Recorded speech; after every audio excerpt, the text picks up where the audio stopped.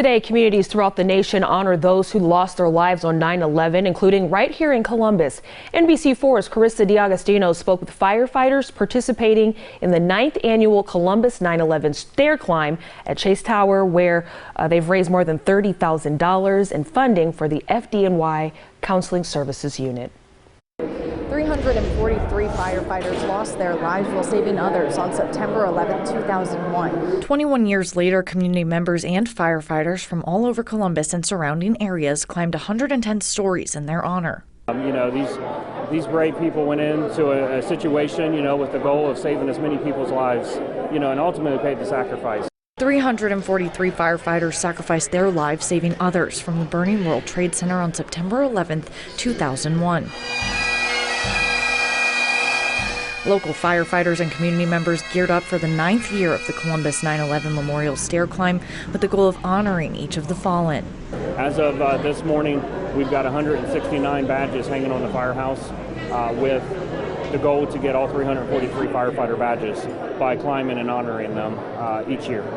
Beyond honoring those who lost their lives, the National Fallen Firefighters Foundation event aims to keep their memory and their stories alive. That happened to our country, it's history, it's never going to go away. So it is huge that we continue to, honor and remember those that have helped shape our country to what it is today, so that the younger generation knows.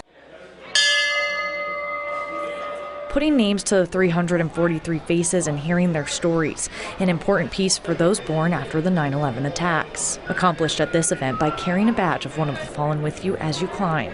The first thing I saw when I walked in was the badges. Seeing that, knowing that person's name and what rank they were and what fire department they worked at, it's going to be an honor climbing for them. Another year spent honoring their lives and making sure their memory lasts forever. Local for you in Columbus, I'm Carissa D'Agostino, NBC4.